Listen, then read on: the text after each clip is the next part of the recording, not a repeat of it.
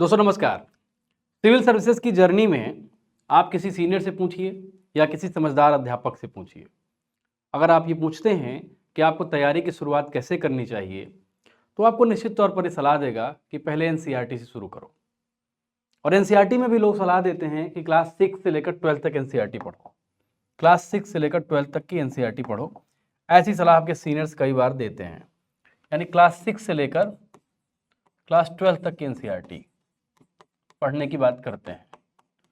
कुछ सीनियर ऐसे भी होते हैं या समझदार लोग ऐसे भी होते हैं जो कुछ किताबों को ज़्यादा एम्फेसिस करने की बात करते हैं, जैसे क्लास 9th की ज्योग्राफी की बुक, क्लास 11th की कॉन्स्टिट्यूशन की बुक और 11th की साइंस की बुक। लेकिन अगर आपको क्लास 6 से क्लास 12 तक सारी किताबें पढ़नी हो तो ये तकरीबन 1.5 साल का समय आपका कम से कम लगेगा। आप बहुत स्पीड में पढ़ेंगे, बहुत तेज़ी से पढ़ेंगे, और अगर आपका बैकग्राउंड आर्ट्स नहीं है, साइंस बैकग्राउंड से आप पढ़ के आए हो, तो थोड़ा आपको और ज़्यादा वक्त लगेगा और जल्दबाजी के चक्कर में कई बार कंसेप्चुअल क्लियरेंस नहीं हो पाती है। ऐसे में ज़रूरी हो जाता है कुछ ऐसी किताबें हों मार्केट में, कुछ ऐसी पुस्तकें हों जिसमें एनसीईआरटी को सार रूप में प्रस्तुत किया गया हो। हालांकि ऐसी बहुत सारी किताबें एनसीईआरटी सार के नाम से आपको बाजार में मिल जाएंगी, मार्केट में मिल जाएंगी, लेकिन उनकी एक प्रॉब्लम होती है। उनकी प्रॉब्लम ये होती है कि एनसीईआरटी सार नाम तो होता है, नाम तो एनसीईआरटी होता है, लेकिन अंदर कंटेंट अलग होता है, एकदम अलग होता है। इससे नुकसान क्या होता है? इससे नुकसान होता है कि एनसीईआरटी की मूल आत्मा, मूल भावना, जिससे आप ओतप्रोत होना चाहते थे, जिसको आप पढ़ना चाहते थे, समझना चाहते थे, उससे आप महरूम रह जाते हैं। और आप ये समझते हैं कि आप एनसीईआरटी पढ़ रहे हैं, लेकिन आप एक्चुअली एनसीईआरटी नहीं पढ़ते। तो ये सारी कमियां हैं। पहली बात तो एक लंबा समय आपको लगता है। इन कमियों को दूर कैसे किया जाए, इस प्रश्न पर जब हमने एम्फेसिस किया, हमारे संस्थान ने एम्फेसिस किया, तो कुछ ऐसी पुस्तकें प्रकाशित करने का प्रयास किया जो एनसीईआरटी का मूल वर्जन है, लेकिन आपके पेजेस की संख्या कम हो। अब इसका क्या तरीका था? इसका जो सबसे बेहतर तरीका था वो ये था, जैसे मान लीजिए कि हमने एक चैप्टर उठाया, इंट्रोडक्शन ऑफ इंडिया। अच्छे से समझ लीजिएगा, फिर आपको आसानी होगी। इंट्रोडक्शन ऑफ इंडिया मैंने एक चैप्टर उठाया, मान लीजिए ये भूगोल का चैप्टर है, ज्योग्राफी का चैप्टर है। अब इंट्रोडक्शन ऑफ इंडिया से संबंधित हमने कंटेंट ढूंढने शुरू किए क्लास 6 से लेकर क्लास 12 तक, और कंटेंट ढूंढ के अगर इस चैप्टर से संबंधित कोई भी कंटेंट हमको क्लास 6 से क्लास 12 तक कहीं मिल रहा है, उसको एक जगह पर, वन प्लेस और सिस्टमेटिक तरीके से हमने बैठाया। इससे फायदा क्या होगा कि आपको बार बार अलग अलग किताबें नहीं पढ़नी पड़ेंगी, एक ही कंसेप्ट या एक ही चैप्टर से चीज़ें आपको एक ही जगह क्लबिंग करके मिल जा रही हैं। देखिए, इसमें हमने साफ तौर पर लिखा है, जिस किताब के बारे में मैं बात करने जा रहा हूँ, 6, 7, 8, 9, 10, 11, 12, इतनी किताबों का निचोड़ इस किताब में प्रस्तुत किया गया है। और किसी चैप्टर से संबंधित कोई चीज़ हूबहू जैसे एनसीईआरटी की भाषा है, एनसीईआरटी की लैंग्वेज है, उसी रूप में प्रस्तुत किया गया है। कुछ और चीज़ें आपको हमारे संस्थान से और इस किताब में मिलेंगी, कि मतलब और परिष्कृत रूप करने का प्रयास किया गया है ताकि मिस्टेक्स और गलतियों से आप बच पाएँ। तो हम आज जो बात करने जा रहे हैं वो आधुनिक भारत के इतिहास की बात करने जा रहे हैं। आपको पता है कि modern India is one of the most important segment of history. और मॉडर्न इंडिया, आप समझिए, इतिहास का 70% फीसदी जो क्वेश्चंस होता है या होते हैं, वो एग्जाम में इसी सेक्शन से पूछे जाते हैं। तो ये बहुत होलिस्टिक तरीके से इस किताब को बनाया गया है, और कुछ थोड़ा सैंपल आपको मैं दिखाऊंगा। किताब का नाम ये है, और हमारे पास क्या क्या किताबें और एनसीईआरटी की हैं वो भी आपको यहाँ देखने को मिल रही हैं। आप इसको बहुत ध्यान से देख लीजिए।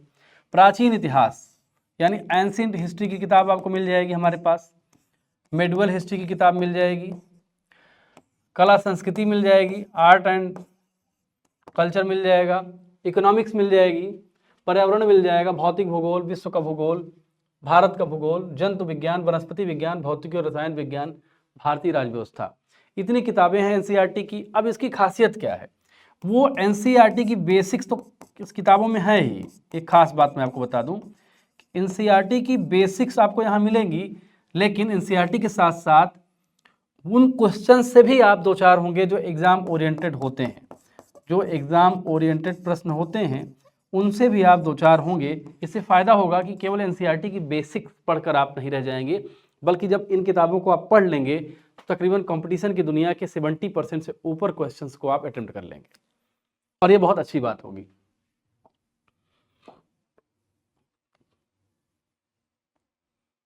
अब देखिए, मैं समारंभ पढ़ के ही आपको बताता हूं कि क्यों ये किताब आपको पढ़नी चाहिए और क्यों महत्वपूर्ण है। जो समारंभ में लिखा है वही मैं आपके लिए पढ़ रहा हूं। प्रतियोगिता के रण क्षेत्र में जाने की तैयारी से पहले प्रत्येक प्रतियोगी सैनिक को यह सलाह अवश्य दी जाती है कि कक्षा से 6 से 12 तक की एनसीईआरटी पुस्तकों का आत्मसात कर ले। लेकिन क्या इस सलाह पर अमल करना इतना आसान है? कठिनता ज्यादा इसलिए भी बढ़ जाती है कि 7 वर्षों की पाठ्य सामग्री में कुल कुछ माह में कैसे पढ़ लें। न केवल पढ़ लें बल्कि विषय के प्रति समझ भी विकसित कर लें, जो बात मैंने आपसे कही। न केवल फैक्ट पढ़ें बल्कि कंसेप्चुअल अंडरस्टैंडिंग और कंसेप्चुअल क्लियरेंस को कैसे पाएं। प्रत्येक प्रतियोगी इस कार्य को प्रारंभ तो करता है, लेकिन विषय की व्यापकता की वजह से ज्यादातर संभावना इस बात की होती है कि वह एनसीईआरटी पढ़ना बीच में ही ब्रेक कर देता है।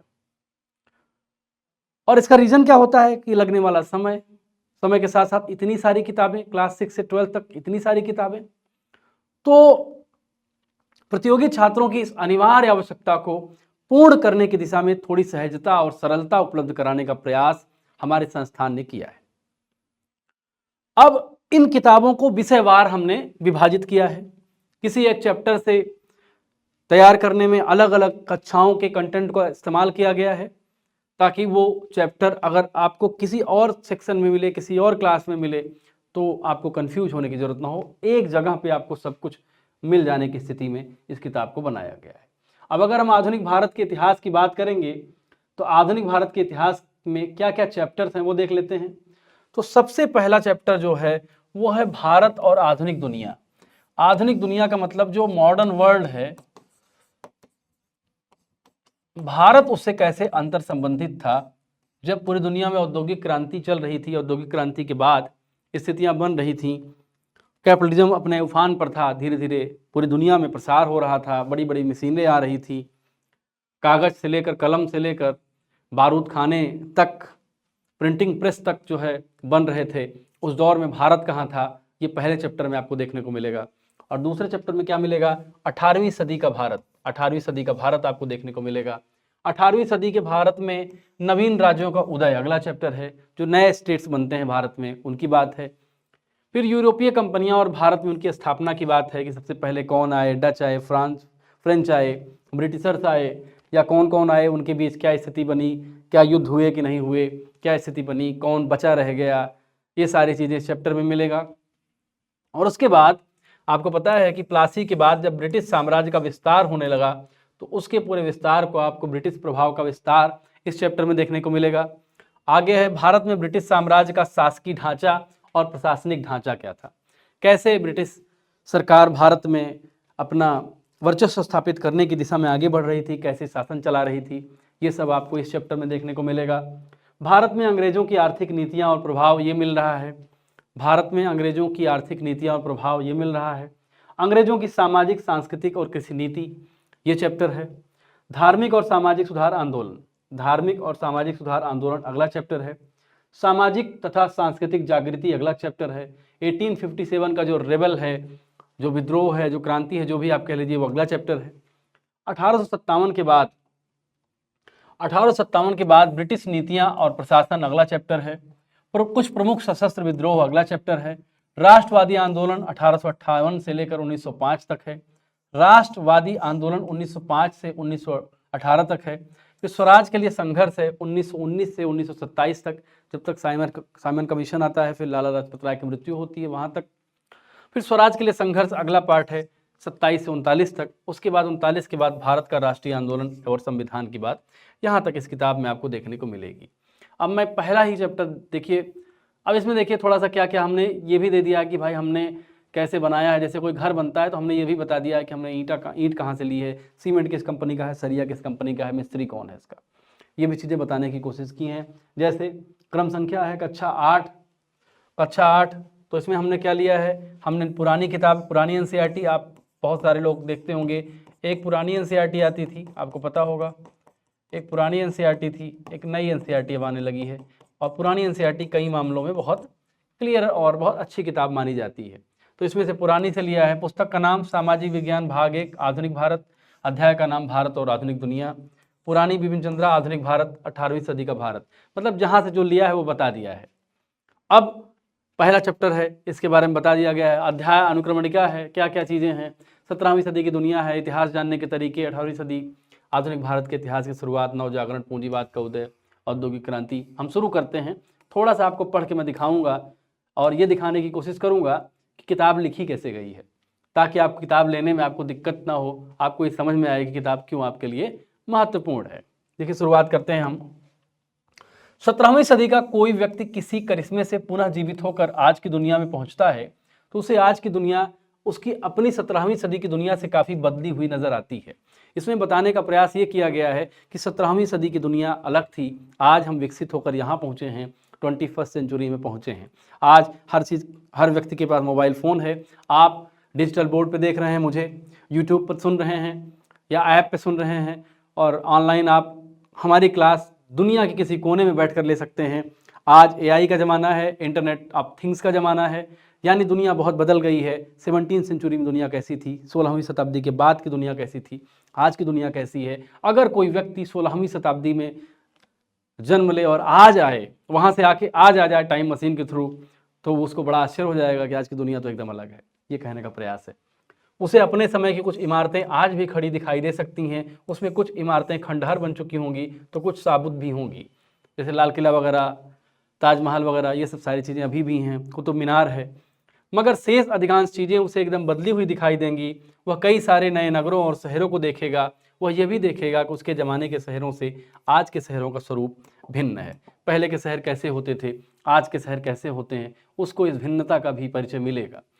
भूदृश्य भी उसे बदला हुआ दिखाई देगा, क्योंकि उसके ज़माने में ना तो आज जैसे कारखाने थे और ना ही पक्की सड़कें। मतलब ये है कि आपको एक हाइपोथेटिकल अप्रोच करके आप आंख बंद करिए तो आपको पाठ्य सामग्री उस दिशा में ले जाती है कि आप उस चीज़ को समझ पाएँ, उस मनोभाव को समझ पाएँ, कंटेंट की गहराई को समझते हुए उसकी तार्किकता से आप गुजर पाएँ। उसके समय के मकान भी आज जैसे नहीं थे। सड़कों पर उसे तरह तरह की ऐसी गाड़ियाँ दिखाई देंगी जिसकी उसने कल्पना भी नहीं की होगी। कहाँ पर बग्घी से चलने वाला इंसान, घोड़ों पर चलने वाला इंसान जब कार के ज़माने में आएगा तो उसको आश्चर्य तो होगा ही। आसमान में उड़ते हवाई जहाज़ और पटरियों पर दौड़ती रेलगाड़ी को देखकर वह चकित रह जाएगा। दुकानों में उसे ऐसी चीज़ें दिखाई देंगी जिनको उसने पहले कभी नहीं देखा था, उनका इस्तेमाल करना भी उसे सीखना होगा। गाँव में उसे खेती करने के कुछ नए तरीके देखने को मिलेंगे। ये सारी चीज़ें अगर वो इंसान अभी आ जाए तो उसको मिलेगा। कुछ ऐसी फसलें भी हो सकती हैं जिससे उसने पहले कभी देखा ना हो। इसी प्रकार उसे आश्चर्यजनक परिवर्तन नजर आएगा, सामाजिक परिवर्तन नजर आएगा कि सामाजिक तौर पर चीज़ें बदल गई हैं। पहले का जो समाज था, पहले का जो सोशल सिस्टम है जो था, वो बहुत रेडिकल था, बहुत एक्सट्रीमिज्म टाइप का था। अब वो चीज़ें बदली हुई उसको दिखेंगी। अब उसको लगेगा कि वो नए भारत, नई दुनिया में प्रवेश कर रहा है, क्योंकि अब संविधान का राज है। संविधान के राज में आज कोई ऊंचा नीचा जैसी चीज़ नहीं है। तो उसको ये लगेगा ना कि बहुत सारी चीज़ें बदल गई हैं। राजनीतिक परिवर्तन भी देखने को मिलेंगे। जब वो दौर रहा होगा तो आप समझिए मोनार्क का दौर था। आप इसको बहुत अच्छे से इमेजिन करके समझिएगा। राजशाही थी, राजशाही थी। आज कौन क्या है, आज लोकतंत्र है। उसको चुनाव देखकर उसको आश्चर्य हो जाएगा। आपको पता है बिहार चुनाव भी इस समय बहुत चर्चा में है। उसको लगेगा यार ये कैसा चुनाव है। उस समय तो राजा का बेटा ही राजा होता था, राजा का बेटा भी, उसका बेटा, उसका बेटा, उसका बेटा, ये प्रक्रिया चलती रहती थी। लेकिन आज राजा कौन होगा, राजा तो कहना ही गलत है। आज जनता की सेवा कौन करेगा, सरकार कौन चलाएगा, ये कौन डिसाइड करता है, ये उस देश की जनता डिसाइड करती है। तो ये सारी चीज़ें उसको बदली हुई प्रतीत होंगी। सांस्कृतिक परिवर्तन भी आ गए होंगे। सांस्कृतिक परिवर्तन का मतलब वेशभूषा, वेशभूषा, रहने के ढंग, रहने के ढंग, इसके साथ साथ भाषा के स्तर पर भी उसको परिवर्तन दिखाई देंगे। अब कहा जा सकता है कि लगभग सब कुछ बदला हुआ ही दिखाई देगा। यहाँ तक कि लोगों की जो भाषा वह बोलते सुनेगा वह भी उसकी अपनी भाषा से कुछ भिन्न होगी, निश्चित तौर पर भिन्न होगी। अब आपकी भाषा में क्या होंगे? आपकी भाषा में कुछ अंग्रेजी के शब्द होंगे, कुछ प्रचलित अंग्रेजी के शब्द होंगे जो हिंदी में आजकल जो है ओतप्रोत हो चुके हैं, यानी पहले की भाषा और अब की भाषा जो है बदली हुई होगी, चीज़ें चेंज होंगी। और इस तरह से वो इंसान ये समझ पाएगा कि आज जो परिवर्तन है, जिस तरह की चीज़ें हैं पहले नहीं मिलती होंगी। न केवल लैंग्वेज बल्कि सोशल, कल्चरल, इकोनॉमिक एस्पेक्ट में भी चीज़ें उसको अलग मिलेंगी। तो इस तरह से हम कह सकते हैं कि उसको काफ़ी चीज़ें जो है परिवर्तित दिखेंगी। और इस परिवर्तन में क्या होगा, उसको एक नए सपने के रूप में, नए कलेवर के रूप में समाज को देखने का मौका मिलेगा और वो समझ पाएगा कि आखिर वाकई में दुनिया बदल चुकी है। विज्ञान की गति भी यही होती है, साइंस की गति हमेशा आगे बढ़ने की ओर होती है। जैसे जैसे समाज आगे बढ़ता है, इंसान आगे बढ़ता है, और इस प्रक्रिया में क्या होता है, आपके अंदर न केवल कॉन्शियसनेस आपकी बदलती है, आपकी चेतना में परिवर्तन होता है, बल्कि आपके जीने के ढंग में चेंज होता है, आपके रहने के ढंग में चेंज होता है। ये सारी चीज़ें आपको देखने को मिल रही हैं। और इसमें यही चीज़ बताई गई है कि यह दुनिया अपने आरंभ काल से आज तक जैसी भी है वो लगातार बदल रही है, लगातार परिवर्तित हो रही है। एक समय पे हम क्या मानते थे, एक समय पे हम चांद को चंदा मामा कहते थे, चांद पर जाने का सपना भी नहीं देख सकते थे, लेकिन एक समय पे आज हमारे यान वहाँ जा रहे हैं, अब तो वहाँ ज़मीनें भी खरीदे जाने की बात होने लगी है। तो चीज़ें बदलती हैं, समय बदलता है, इतिहास बदलता है और बहुत सारी चीज़ें भी बदलती हैं। अब प्रायः सभी क्षेत्रों में परिवर्तन होते रहे हैं। अब कैसे परिवर्तन होते रहे हैं, जैसे समाज बदलता रहा है, समाज में वेशभूषा बदल गई। आप 17वीं सेंचुरी में कभी इमेजिन कर सकते हो? 17वीं सेंचुरी में क्या आप ये इमेजिन कर सकते हैं कि कोई पैंट शर्ट टाई और कोट में होगा? लेकिन आज देखिए हम पैंट शर्ट में हैं, जीन्स पहन रहे हैं, कोट पहन रहे हैं और मतलब चीज़ों को अडॉप्ट करके नए तरीके से जीवन जीने का प्रयास कर रहे हैं। अर्थव्यवस्था में भी परिवर्तन देखने को मिल रहा है। पहले की अर्थव्यवस्था कैसे होती थी, आज जो प्रोडक्शन होता है वो सोशल होता है। एक फैक्ट्री में हजारों लाखों मजदूर एक साथ काम करते हैं। एक दौर ऐसा था जब आपका पैंट तो खैर था ही नहीं, आपका धोती, आपका कुर्ता और औरतों की पहनने वाली साड़ी एक ही व्यक्ति निर्मित करता था, एक ही व्यक्ति कपड़ा काटता था, सूत काटता था, वही निर्मित करता था, वही प्रोडक्शन करता था, वही बाजार में बेचता था। लेकिन अब हर चीज़ फैक्ट्री पे हो रही है, यानी जो लेबर है वो सोशल हो चुका है और बाजार हो चुका है, बाजार के रूप में चीज़ें बदल चुकी हैं। कला में भी परिवर्तन देखने को मिलेंगे, कल्चरल चेंज भी देखने को मिलते हैं। यानी कितने सरल तरीके से, मैं ये इसलिए पढ़ रहा हूँ, एक्सप्लेन इसलिए कर रहा हूँ ताकि आपको ये समझ में आए कि कितने सरल तरीके से एनसीईआरटी आपका आँख, आपकी कान, आपकी नाक तक खोल देती है और आप ये समझ पाते हैं कि वाकई में सिविल की तैयारी इतनी अरुचिकर नहीं है। जैसे कई लोग, आप लोग एग्जाम देने जाते होंगे तो आप इस चीज़ पर हमेशा आप थोड़ा सा डिसअपॉइंट होते होंगे कि भाई इतना रट्टा मारते हैं, इतना तथ्यों को रटते हैं, लेकिन हम कंसेप्ट में गड़बड़ कर जाते हैं। थोड़ा भी अगर कंसेप्चुअल क्वेश्चन बनाया आयोग ने, वहाँ हम गच्चा खा जाते हैं। और गच्चा खाने का रीज़न, गच्चा खाने का कारण केवल ये है, कंसेप्चुअल अंडरस्टैंडिंग ना होना है। अब कंसेप्चुअल अंडरस्टैंडिंग को कैसे किया जाए, कैसे आगे बढ़ाया जाए, इसके लिए तो आपको ये करना पड़ेगा कि ढंग से चीज़ों को पढ़ना पड़ेगा, ढंग से चीज़ों को जानना पड़ेगा और तभी आपको विषय में मज़ा आएगा। आगे हम बढ़ेंगे, इस चैप्टर में थोड़ा सा चीज़ें हम डिस्कस करेंगे ताकि आपको किताब का कलेवर पता चले और आप ये समझ पाएँ कि एनसीईआरटी क्यों आवश्यक है आपके लिए। अगला है इतिहास जानने के तरीके, वेज टू नो हिस्ट्री। पुराने ज़माने के अवशेष पुरातत्वविदों द्वारा खोज निकाले गए और मकान और हथियार, औजार या धातु पत्र अथवा पत्थर पर उकेरे गए अभिलेख, पुस्तकें और दस्तावेज प्राचीन तथा मध्यकाल का इतिहास रचने में किस प्रकार सहायक सिद्ध हुए हैं। देखिए, जब इतिहास को जानने के साधन हम देखते हैं तो इतिहास जानने के साधन में भी कई प्रकार के साधन होते हैं। एक होता है आर्कियोलॉजिकल सोर्स, इसको पुरातत्व कहा जाता है, पुरातात्विक स्रोत कहा जाता है इसको। और एक होता है लिटरेरी सोर्स में भी अलग अलग सोर्स होते हैं, कुछ स्थानीय होते हैं, कुछ विदेशी यात्रियों के विवरण होते हैं। तो ये जो है इतिहास जानने का तरीका होता है। और फिर आगे बढ़ते हैं, देखिए वे कौन से परिवर्तन हैं जिन्होंने हमारी आज की दुनिया को पुरानी दुनिया से काफ़ी भिन्न बना दिया। ये परिवर्तन कब और कैसे शुरू हुए और इन्होंने दुनिया को किस तरह प्रभावित किया, उस काल का इतिहास हम कैसे जान सकते हैं। आधुनिक काल का इतिहास लिखने के लिए हमें पर्याप्त स्रोत सामग्री मिलती है। इनमें से कई स्रोत सामग्री को बहुत कम क्षति पहुंची है। लोगों ने भी इनमें से कई स्रोतों को सावधानी से सुरक्षित रखा है। सरकारी कामकाज से संबंधित दस्तावेज, अभिलेख और किताबें अभिलेखागारों में सुरक्षित रखी गई हैं। इस काल में लिखी और छापी गई अन्य पुस्तकें अब भी पुस्तकालयों में मौजूद हैं और कुछ घरों में भी मिल सकती हैं। इनमें से अनेक पुस्तकें और रिपोर्टें हर साल पुनः मुद्रित होती हैं और इस प्रकार उनके लिए आसानी से उपलब्ध हो जाती हैं जो इन्हें पढ़ना चाहते हैं। इनके अलावा और भी कई चीज़ें हम जिन्हें देख सकते हैं, समझ सकते हैं। उदाहरण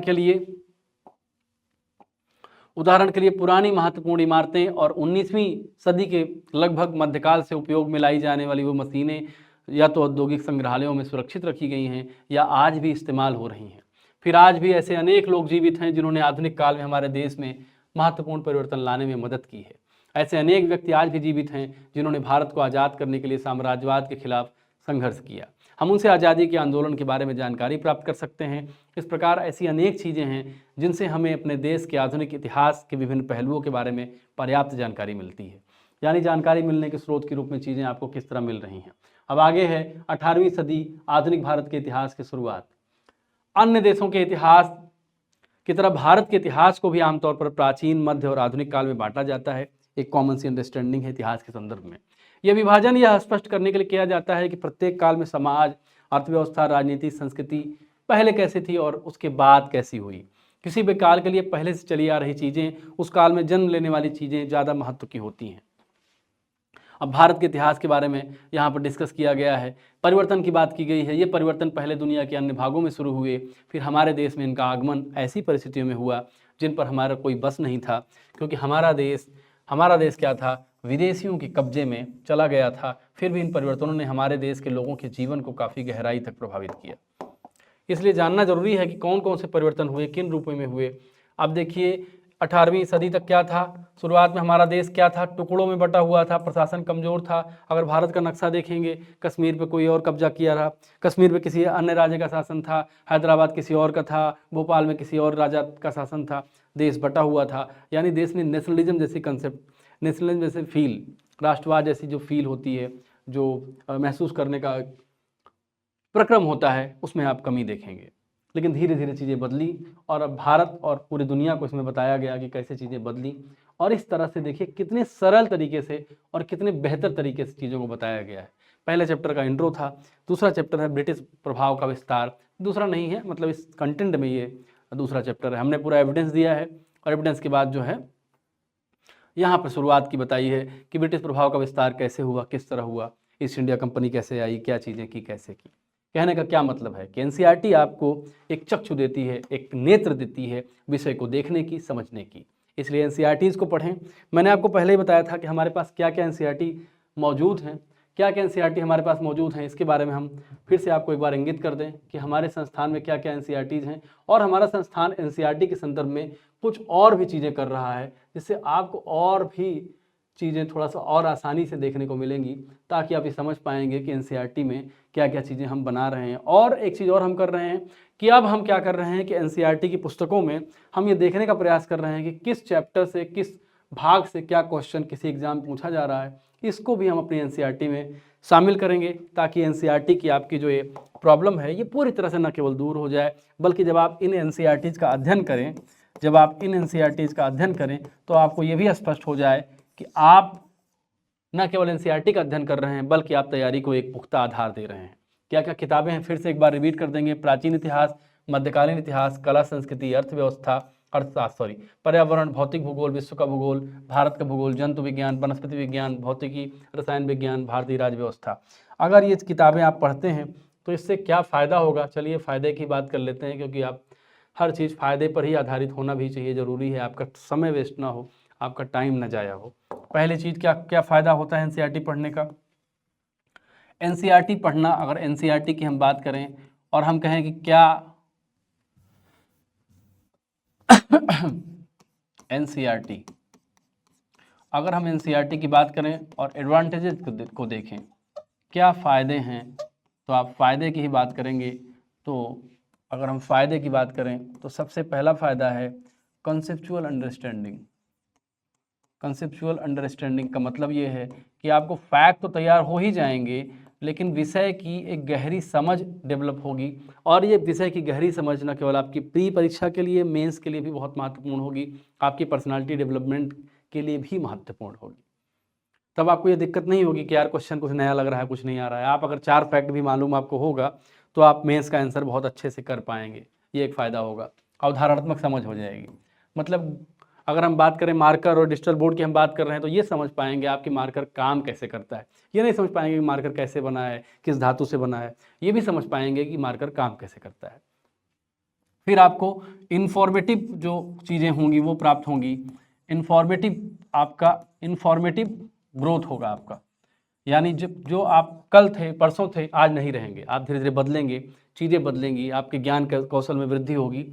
तो ज्ञान कौशल में वृद्धि होने का मतलब आपका आत्मविश्वास बढ़ेगा। आत्मविश्वास बढ़ेगा तो आप तैयारी को और बेहतर तरीके से कर पाएंगे। निर्णयन में आपके इंपॉर्टेंस होगी कि आप डिसीजन कैसे करें। और अधिकारी बनने के क्रम में केवल और केवल किताबें नहीं बल्कि आपका एटीट्यूड भी काम करता है।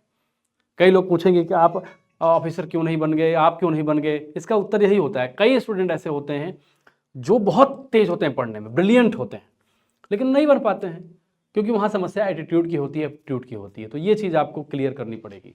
इन्फॉर्मेशन आपकी वृद्धि होगी। तीसरी चीज़ क्या होगी, आपके अंदर एक राइटिंग स्किल भी डेवलप होगी। राइटिंग स्किल भी डेवलप होगी। राइटिंग स्किल इसलिए डेवलप होगी क्योंकि आपका क्या होगा, वर्ड जो विस्तार होगा, आपको शब्दों के साथ साथ एक कॉमन अंडरस्टैंडिंग होगी कि आप शब्दों को कैसे प्रस्तुत करें, किस तरह रखें और कैसे चीज़ों को समझाएं। और ये चीज़, दूसरी चीज़, किसी क्वेश्चन को अगर हम मेंस पर्सपेक्टिव में देखें तो कंक्लूसिव मार्क क्या होगा, कंक्लूसिव रिमार्क क्या होगा, ये देने में आपको आसानी होगी। क्योंकि एनसीईआरटी पढ़ने के बाद आपको एक चीज़ समझ में आ जाएगी कि समाज या दुनिया की गति कैसे होती है।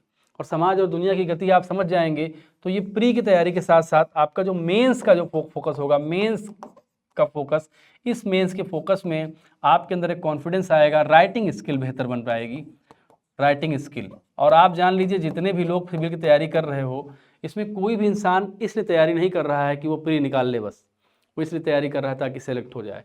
राइटिंग स्किल जब आपकी डेवलप होगी तो आपका कॉन्फिडेंस बहुत बेहतर हो जाएगा। और ये एक प्रक्रिया है, ये एक प्रोसेस है। मैं आपको बता दूं कोई जादू की छड़ी नहीं है, ये प्रोसेस है। अगर इस प्रोसेस को आप अडॉप्ट करते हैं तो आप निश्चित तौर पर जीवन में बेहतर करेंगे, बेटर करेंगे। मैं बेस्ट नहीं कहूँगा, गुड भी नहीं कहूँगा, बेटर आप करेंगे। और बेटर करेंगे तो आपके मार्ग, नए नए मार्ग आपके जीवन में खुलते रहेंगे। तो एनसीईआरटी की पहली कड़ी थी ये।